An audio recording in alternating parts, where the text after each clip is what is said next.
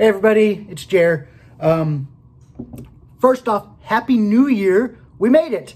We made it through 2020, thankfully. And we have, regardless if you like it or not, we have a new president coming in at the end of January, Joe Biden. A new vice president, Kamala Harris. We have, as of today, it's looking like we have a new Senate majority, which is a Democratic Senate, and we will have a Democratic House, and so Democratic Congress, which is great news for the everyday people. So I want to talk a little bit about something that I did recently. A lot of people are not going to even know what gay Twitter is, but I want to talk about it because it is something that kind of affected me. Okay, so there's Twitter. And this is like really tight. I need bigger clothes.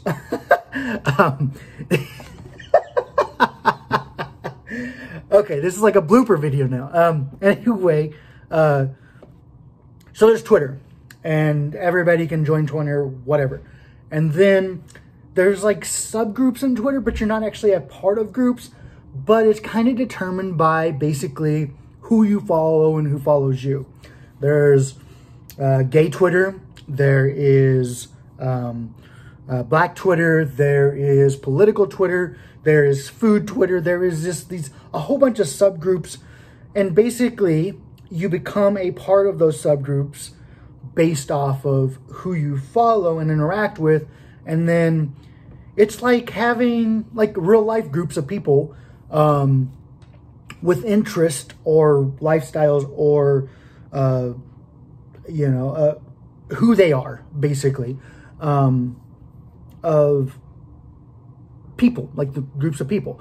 So gay Twitter isn't actually a group, but it is like,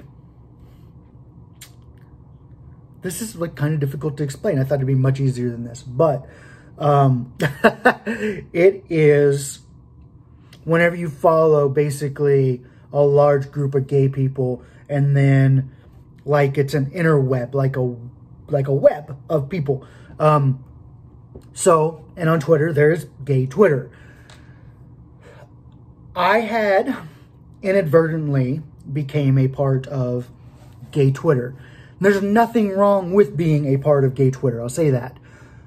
The problem becomes whenever you become a Twitter gay, where everything is based off of what's happening with gay men or the LGBTQ plus community on Twitter, and then you're a part of the Twitter drama, which is like being in high school. Like it is basically an extension of high school.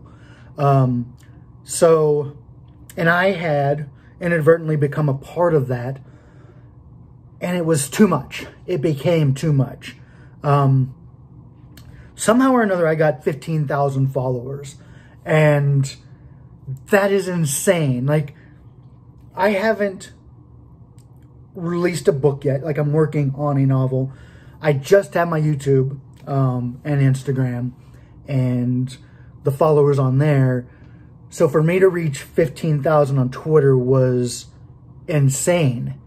But there are people who reach that pretty easily, and then they think, I'm famous now. Yay, and really, while they think they're famous, they're just a Twitter gay.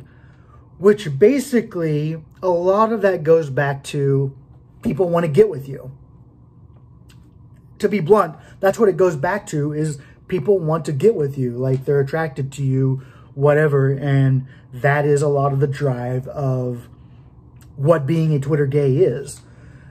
And then you have people, but you have people that think that they're famous in that. And really, I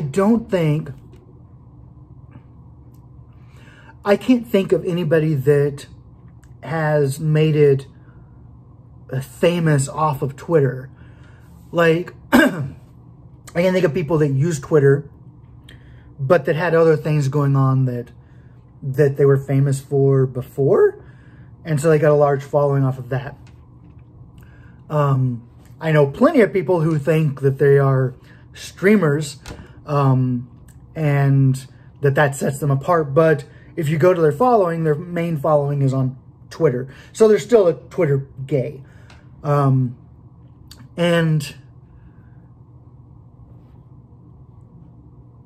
I feel like people should avoid gay Twitter in the sense that you should avoid the drama of gay Twitter. For instance, within a couple of day period, a couple of weeks ago during the holiday week, it went from there being this 17-year-old teenager on Twitter who a lot of adults had been flirting with and talking to sexually. And while I think that that's something people should be canceled for, you know, that's really not, that's gross. A lot of Twitter gays stood behind these adults, these men who were flirting with this teenager and like supported the men who were doing it. And I was like, what? Why? No, like that's not right. That's not how this should be. But it is how it was. And then in that same couple of day period, someone came out as a spy. And there was a whole bunch of drama around that. And actually there was more like, that was more publicized than the teenager being flirted with adults. And I was like, what? Why? Like this doesn't, what is this? And then in that same period, there was somebody that tweeted about how if you've gained weight during the holidays or the pandemic, you shouldn't be showing your body off online or be on Twitter or whatever. And so it was just all of this, and it was just a lot of drama all at once. And I was like, you know what? I shouldn't even be seeing most of this. And I don't want to see most of this. Like, that's not what I get on Twitter for. I get on Twitter to learn, to teach, to be inspired, to inspire, to be entertained, to entertain. Like, that's what I get on Twitter for, not for this high school like drama. And so, and there's a lot of people who try for, and I don't know, like, it almost feels like a lot of people have an alternative or agenda. And you can see the agenda. It's very clear. Like with the streamers, like every day they are, or every other day or whatever, they are tweeting, you know, going live, blah, blah, blah. And that's all they ever do. And maybe some tweets in there, but it's nothing else. Like, and that is, I've been there before. Like, and I've done that. I don't like it. I don't like it for myself. I don't like it for others. Like, I don't want there to be an alternative, like, agenda. If I'm on Twitter, I want to be connecting with people, learning, you know, being entertained, inspired. I don't want to be on Twitter to be someone's fan club or, you know, unless they deserve that. Like, and there are, like, a lot of people who I feel like I would want to be a part of, like, their fan club, like, have done things outside of Twitter. It's not just they got popular for being on Twitter, you know. And so it was just frustrating. It was very frustrating to get on. It was very chaotic. And so January 1st, I decided I'm done. I am deleting off this account that I follow, you know, a couple of thousand people on and have all these followers on.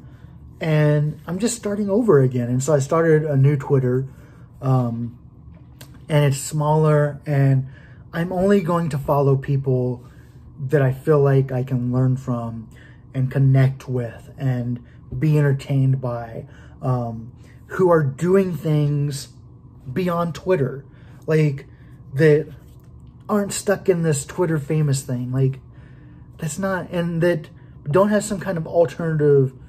Just, I mean, it's okay to have an agenda to help yourself grow and to do better things. That's okay. But if that's all it is that you're using Twitter for, I don't want to follow that. Like, that's ads. I don't want just nonstop ads. Advertise what you're doing, that's great, but other things too. Like, still be you on Twitter. That's why I follow. That's why people follow you. Not so you can try to drag those people to Twitch or to OnlyFans or to wherever. Like, I'm following you on Twitter because I want more of you without being dragged to something else. I hope that makes sense. But yes, so that is what gay Twitter is. And it's easy to become a part of depending on who you follow. And it's drama. And it's toxic. And you deserve better than that. If you're going to follow, like I want to be on Twitter, but I don't want my whole life to be gay Twitter. I don't want my whole Twitter experience to be gay Twitter. And I don't want to be a Twitter gay. Like, I want to be me. And being me is, yes, gay, but there's other parts of that. I love storytelling. I love finances. I love the stock market and studying that and, like, seeing the trends. I love politics. I love to read other people's stories and to see other stories that are being created. And, you know, I love, like, a lot of other things other than just being gay. And a lot of times whenever you become a Twitter gay, the focus is on being gay and on Twitter. And that's it.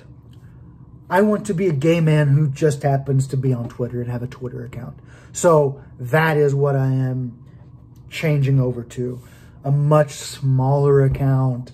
And I can be more selective about who I follow and make sure that those accounts are going to be encouraging and uplifting and inspirational, entertaining, and educational. And that I'm getting something from the experience and not just high school drama. So if anybody followed me on Twitter, that is what happened. That is why I dropped it. I wanted to kind of have a fresh start, and the new year was the perfect time to do that. And right now I'm taking a break from Instagram, and I'm not going to be doing Instagram as much. And I'm not even doing Twitter as much, even with that new account. Like, my focus right now, I am into a good part of chapter 2 of my first novel. And I'm working on personal stuff that I've been dealing with for over a year now, as a lot of people know, and getting through that. And, you know, right now I have my mind and heart and goal set on being in Pennsylvania. And I don't know exactly why Pennsylvania, but I know I want to be further up north, and I love Pennsylvania. So, and I want to finish my book, writing my book in Pennsylvania. So, yeah. And I think that I've actually even decided on, like, a place in Pennsylvania, which I think around Harrisburg, which is the capital of Pennsylvania. And because it looks quaint, the cost of living is not so expensive, and I think I can make the most of it and enjoy it. And plus there's seasons. It's not like Florida where it was just nonstop hot or warm or whatever. So yeah, that's where things stand. If you're getting on Twitter, I say get on Twitter. You know, get on Twitter. Like, I think it's a good thing. But be careful about who you follow, and be careful about not becoming a part of the drama of whatever communities you are a part of. Hopefully you're a part of and giving and being a actual part of communities on there. But don't fall into the drama. If you see drama, just immediately unfollow it. and stay focused. Use Twitter for good, for entertainment, for education, for inspiration, and everything else doesn't matter. And don't let Twitter become your life. You are something much bigger, much better than just being Twitter or being any social media for that matter. You know, find something outside of that. Use Twitter as a tool to grow, but don't let it be your life. It's not worth it. Focus on other things, enjoy other things, find your other passions, and then, you know, share those passions on Twitter or other social media. Okay, that's all I got. This is kind of a long video. I love you all so much. Again, Happy New Year. I hope it's a blessed, great New Year for you, and I'll see you sometime soon. All right, bye. Mwah.